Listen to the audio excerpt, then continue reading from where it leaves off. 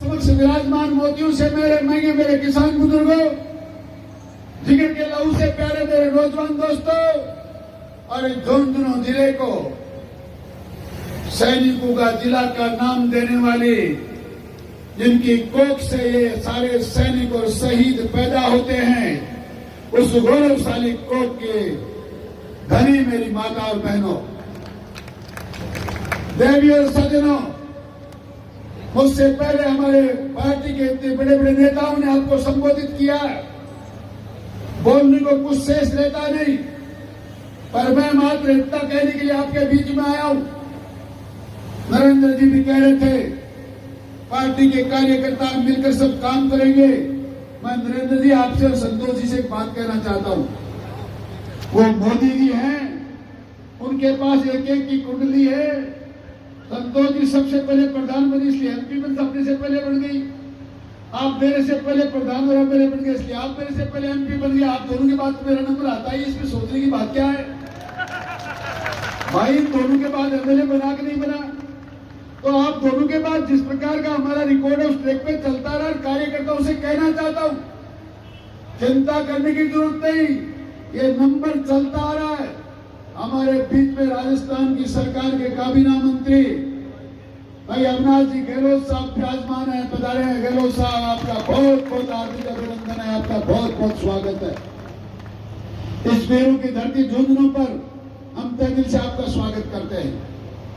तो मैं यूं कह रहा था, वो दिल्ली है, वो भारतीय जनता पार्टी के महापुरुष, इस देश के यशस्वी प्रधानमंत्री तो पूरी दुनिया का रिकॉर्ड रखते हैं। किस देश को किस भाषा में जवाब देना है, किसको आंख दिखानी है, किसको डराना है, किसको पुचकारना है, इतना जानते हैं। वो हमारे बारे में तो जानते हैं ना, कौन से को पहले कौन से को बाद में लाना है। इस ऐतिहासिक नामांकन रैली में जहां झुंझुनू की आज शहर की सड़कें नहीं पड़ी है, एक किसान समुदाय, व्यापारी समुदाय, बेरोजगार सरकारी कर्मचारी और सारे के सारे लोग, जिन्होंने सारी बातों को छोड़कर मात्र और मात्र भारतीय जनता पार्टी के कमल का फूल खिलाने का आशीर्वाद इसलिए देने आए हैं, हमें झुंझुनू का विकास करना है। मैं सबसे पहले धर्मपाल जी की बात का वो पूरी करूं। धर्मपाल जी, आप चिंता ना करें, आपके साथ साथ मेरा भी सपना है, कोई पर प्रोजेक्ट जब तक चालू नहीं होगा तब तक चैन की नींद सोएंगे नहीं। आपके साथ कंधे से कंधा मिलाकर देश की सबसे बड़ी पंचायत में लगातार आवाज बुलंद करेंगे, और तब तक चैन तक से नहीं बैठेंगे जब तक वो प्रोजेक्ट चालू हो नहीं जाता। एमओयू हो चुका है, पिछले 10 साल से लगातार हम हमारी लड़ाई लड़ रहे हैं, कभी विधानसभा में, कभी संसद में। विधानसभा में गहलोत राठौड़ साहब और चतुर्वेदी साहब के साथ मिलकर हमने हमेशा उस प्रोजेक्ट की रचना हो, उसकी डीपीआर बने हो, पानी आए कैसे, इस बात की चिंता की, पर पड़ोस की सरकारें हमारे अनुसार न होने की वजह से हम उसमें सफल नहीं हो पाए। हम मात्र पत्थर लगाने वाले हुए नहीं है, हम पत्थर लगाकर झूठे वोट मांगने वाले, झूठ फरेब करने वाले भी नहीं है। लगातार संतोष जी के साथ 5 साल जब वो संसद में रहते तो हम हमेशा यहां से कहते, हम रोजाना टीवी देखते, आपने हमारी नहर की बात की तो कैसे नहीं की, कुंभालिप का क्या हुआ, फिर डीपीआर बनी, फिर वह सारा सब काम तैयार हुआ, जायका में बड़ा प्रोजेक्ट किया गया, पर फिर पड़ोस के बात, जैसा राठौड़ साहब कह रहे थे कि पड़ोसी कभी बदल नहीं सकता, जब तक पड़ोस में हमारी सरकार आई नहीं हम कुछ कर नहीं पाए। मैं बहुत धन्यवाद देना चाहता हूं। आज हरियाणा में हमारी सरकार है, राजस्थान में हमारी सरकार है, केंद्र में हमारी सरकार है, डबल इंजन की नहीं, ये ट्रिपल इंजन की सरकार है।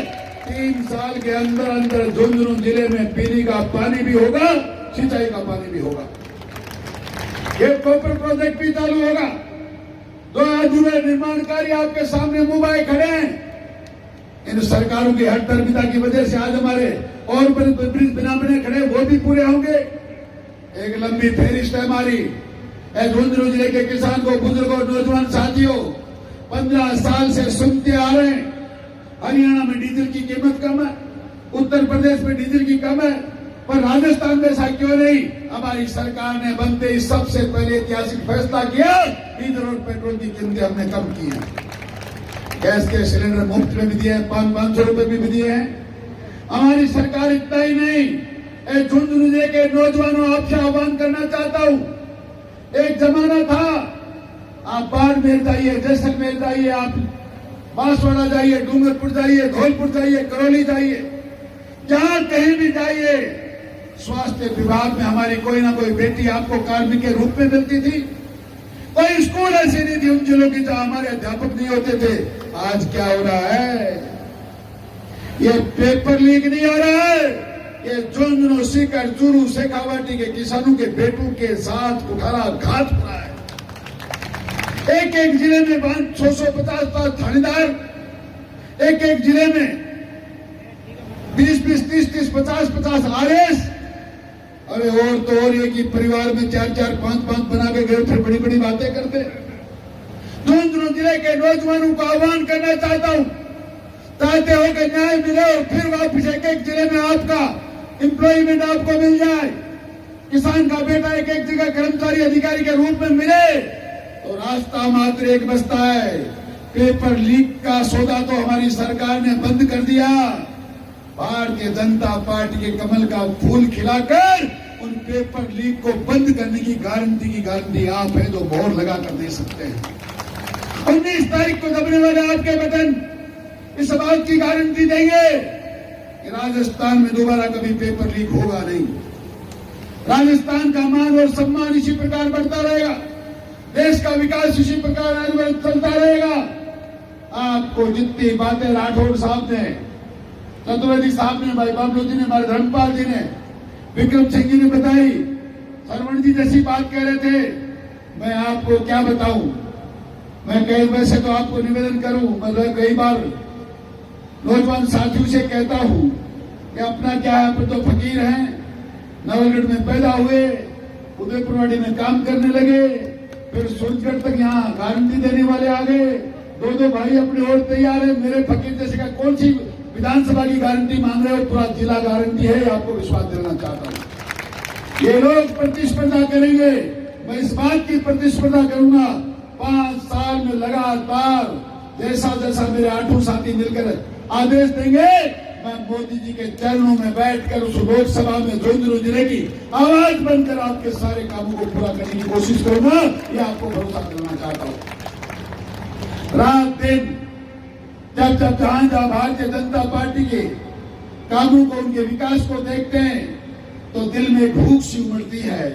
कितना जल्दी वहां पहुंचे, उस लोकसभा में झुंझुनू जिले की आवाज बने, हमारा हक वहां से मांगे, हमारा हिस्सा वहां से मांगे, ताकि झुंझुनू जिले का विकास हो जाए। बचपन से सुनते आ रहे, नहर का पानी आएगा, नहर का पानी आएगा। 30-30 साल लगातार वोट हमने और हमारे बुजुर्गों ने दे दिए, पानी नहर का तो आया नहीं, आंखों में आंसू जरूर आ गए।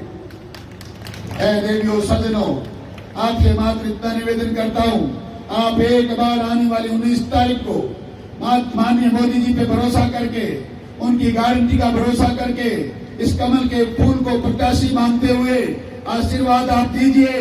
ये कमल के फूल का बटन जो आप दबाएंगे, ये हिंदुस्तान की सबसे बड़ी पंचायत में ऐसा तहलका मचाएगा। लोग कहेंगे झुंझुनू जिले से कोई किसान का बेटा चुनकर आया है, तो रात दिन लगातार आपकी आवाज बुलंद करता है। आप लोग उदयपुरवाड़ी वालों ने हाथ तो बहुत उठाए, पर अब आपकी कौन कौन सी बात को माने, अब कुछ करके दिखाओ। 400 से सल्टाया था, इसलिए लगातार 400 की बात हो रही है। अब ये 4 लाख वाले आंकड़े को पार करोगे तब कोई बात बनेगी। और आप लोगों की बात को पूरा करने के लिए एक कवि ने 2 लाइनें लिखी हैं। एक पक्षी ने समुद्र के किनारे बैठा बैठा आकाश की तरफ देख रहा था। जैसा आप लोग कह रहे हो 4 लाख से जीतेंगे और 5 लाख से जीतेंगे, जीता जाता कैसे है? तो कवि ने कहा है, परिंदे तो यूं ही तू जमीन पर बैठकर आसमान को देखता है। परिंदे तो यूं ही तू जमीन पर बैठकर आसमान को देखता है, पंखों को फैला, ये जमाना सिर्फ उड़ान देखता है। लहरों की तो फितरत है शोर मचाने की, लहरों की तो फितरत है शोर मचाने की, मंजिल उसको मिलती है जो आंखों से तूफान देखता है। आंखों से तूफान देखोगे, असफलता को कोई चुनौती दोगे तो संसार की कोई ताकत आपके निर्णय को, आपके आगे बढ़ने को, आपके 19 तारीख के आपको 4 तारीख के फैसले को कोई रोक नहीं सकता। और भैया घर ही बैठ के करोगे तो जो उदयपुरवाड़ी में पिछले दिन हुआ वो फिर हो जाएगा।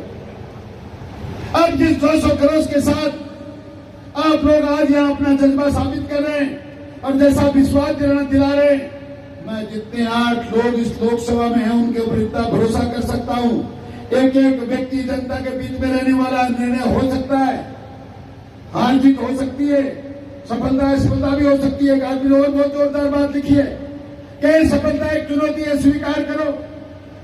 सफलता एक चुनौती है, स्वीकार करो। कहाँ रहेगी कमी देखो, सोचो, सुधार करो। जब तक ना मिल जाए सफलता, नींद से इनको त्यागो तुम, संघर्षों का मैदान छोड़ मत भागो तुम। कुछ किए बिना तो जय जयकार नहीं होती, कोशिश करने वालों की कभी हार नहीं होती।